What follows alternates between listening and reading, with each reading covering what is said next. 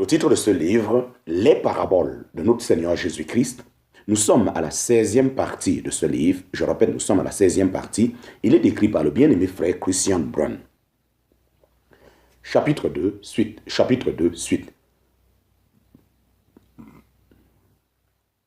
Quand le Seigneur Jésus était ici-bas sur la terre, il s'est montré aux hommes dans la beauté morale de sa personne, pour qu'on puisse parfaitement voir sa gloire, celle comme d'un Fils unique de la part du Père, en parenthèse, Jean chapitre 1, verset 14. Dans son être, dans ses voix et dans ses paroles, il a révélé l'amour et la bonté de son Père et il l'a fait d'une manière parfaite. Or, quelle a été la réponse des hommes à la révélation parfaite de l'amour et de la grâce de Dieu? La haine contre Christ et la haine contre son Père. L'homme, et spécialement le juif, pouvait-il prouver plus clairement à quel point son œil est méchant et quel abîme l'inimitié commande son œil? L'homme a de la haine pour la grâce de Dieu, il ne la veut pas. L'accepter serait l'aveu que rien d'autre que cette grâce ne pouvait l'aider. Mais l'homme hait aussi la lumière parce qu'elle met à nu ses mauvaises œuvres. En parenthèse, Jean chapitre 3, verset 20. Il a donc de la haine pour la grâce et pour la lumière de Dieu. Si l'homme reste dans cet état, s'il résiste à l'œuvre de l'Esprit de Dieu qui veut apporter la lumière dans son âme sur la base de l'œuvre de Christ, alors cela le conduit inévitablement dans la nuit éternelle, dans la condamnation éternelle. Quelle fin effrayante pour ceux dont l'œil est méchant et dont le corps est ténébreux. Celui qui reçoit la lumière, mais qui la rejette, à lui s'applique la parole sérieuse du Seigneur. Si donc la lumière qui est en toi est ténèbre, combien seront grandes les ténèbres? En parenthèse, Matthieu chapitre 6, verset 23. Mais comment l'homme obtient-il un œil simple?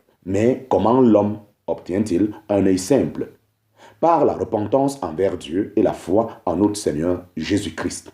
Acte chapitre 20, verset 21.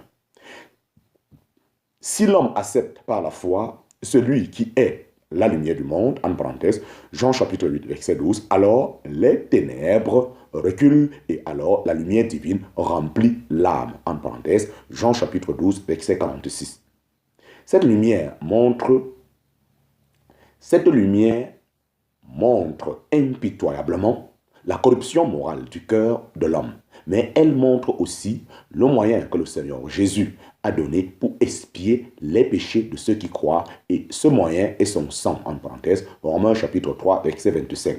Que le nom de notre Rédempteur soit loué pour cela dans toute l'éternité. Alléluia et Amen. Chapitre 2, petit 3, sous 2, bas 3. Chapitre 2, petit 3, sous 2, bas 3. L'aspect juif. La parabole s'applique avec une exactitude particulière dans le cas des Juifs. C'est justement au peuple d'Israël que Dieu s'était révélé déjà du temps de l'Ancien Testament. Il leur avait donné une certaine mesure de lumière, ce qui les différenciait clairement des nations qui vivaient dans les ténèbres. Ce n'est qu'au peuple d'Israël qu'appartenaient l'adoption et la gloire et les alliances et le don de la loi et le service divin et les promesses, en parenthèse, Romains chapitre 9, verset 4. Ils étaient donc un peuple très privilégié, car Dieu avait déjà parlé à plusieurs reprises et en plusieurs manières au Père par les prophètes, en parenthèse, Hébreux chapitre 1, verset 1. Cela ne signifiait rien moins que le fait qu'il leur avait donné la lumière. Alors le Fils lui-même est venu, Dieu le leur a envoyé. Et il a mis cette lumière, bien semblable à cette ville, sur une montagne, dans une position élevée et visible de tous, pour que tous ceux du peuple puissent en tirer parti. Mais quand la vraie lumière est venue à eux, les Juifs ont tout fait pour la faire disparaître. Leur œil était tellement méchant, leur intérieur tellement ténébreux que certains d'entre eux ont attribué à Belzébul le fait que le Fils de Dieu chassait des démons dans la puissance du Saint-Esprit. Luc nous montre cette relation avec le peuple juif au chapitre 11 de son évangile. Quand il exigèrent des signes par incrédulité, il ne leur donna que le signe de Jonas. Le Fils de l'homme lui-même devait servir de signe à cette génération méchante, dans sa mort et sa résurrection. La reine du Midi se lèverait contre eux au jour du jugement, et avec elle les hommes de Ninive. Et avec elle les hommes de Ninive, et ils les condamneraient. Car bien qu'ils fissent partir des nations méprisées, ils avaient ajouté foi au témoignage de Dieu en leur jour.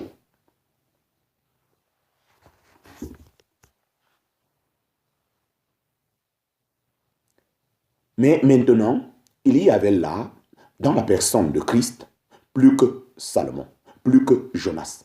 Et certes, et plus que Jonas. Et cette lampe répandait sa lumière brillante dans la maison d'Israël. Si déjà les hommes ne cachent pas une lampe allumée, ni ne la mettent sous le boisseau, combien moins Dieu le fait-il? Combien moins Dieu le fait-il? Ses voies envers ce peuple étaient parfaites de toute manière et elles étaient caractérisées par la grâce. Si maintenant il ne tirait aucun parti de la lumière reçue, cela ne tenait pas à la lumière. Cela ne tenait pas à la lumière, mais à leur œil méchant. Pourquoi les conducteurs du peuple ne voyaient-ils pas ce qui se déroulait sous leurs yeux? Pourquoi ne reconnaissaient-ils pas qu'un plus grand que Salomon et que Jonas séjournait parmi eux? Parce que leur organe de vision, leur cœur n'était pas simple.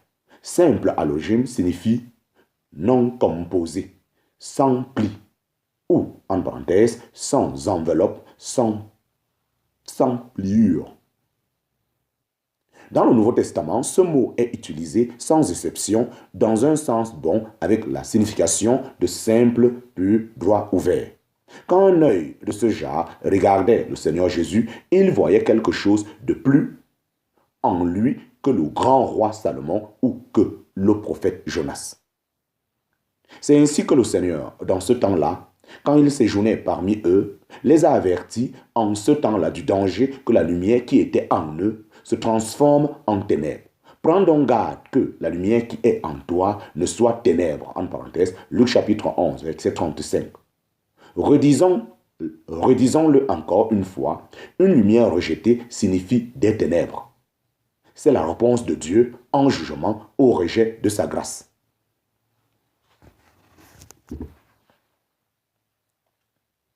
Nous savons que ce peuple n'a pas prêté l'oreille à l'avertissement du Seigneur. Bien plus, ils ont crucifié le Seigneur de gloire et l'ont fait mourir. Et le résultat bouleversant en est que, jusqu'à aujourd'hui, ce peuple est dans les ténèbres. Jusqu'à aujourd'hui, un voile couvre leur cœur, en parenthèse, 2 Corinthiens chapitre 3, verset 15. Et sans la grâce de Dieu, il y resterait. Un jour, cette situation s'inversera et le voile sera ôté. Ils regarderont avec foi celui qu'ils ont percé autrefois, en parenthèse, Apocalypse chapitre 1, verset 7. Alors il fera clair dans la maison d'Israël, en sorte que tous ceux qui entrent verront la lumière, en parenthèse, Luc chapitre 11, verset 33. Les nations viendront de loin et loueront l'Éternel et le glorifieront pour la lumière qu'ils y trouveront. La reine de Séba en est une heureuse. La reine de Séba en est un heureux type, en parenthèse, 1 Roi chapitre 10. Et dans ce temps merveilleux, le peuple d'Israël sera comme une ville située sur une montagne et la lumière de la révélation de Dieu resplendira dans le monde. Amen et Alléluia. Chapitre 2, petit 3, sous 2, bas 4. Chapitre 2, petit 3, sous 2, bas 4. L'aspect moral de la parabole. L'aspect moral de la parabole. Nous avons vu jusqu'ici que l'œil méchant dans notre parabole se rapporte à l'homme naturel en général et aux juifs en particulier. Mais cette parabole a aussi une application personnelle à chacun de nous individuellement, à tout croyant chrétien.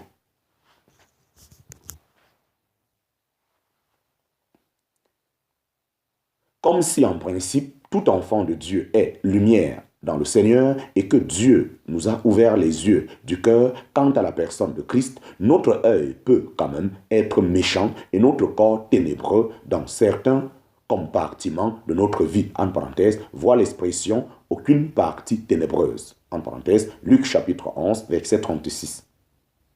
Quand nos cœurs cherchent des yeux,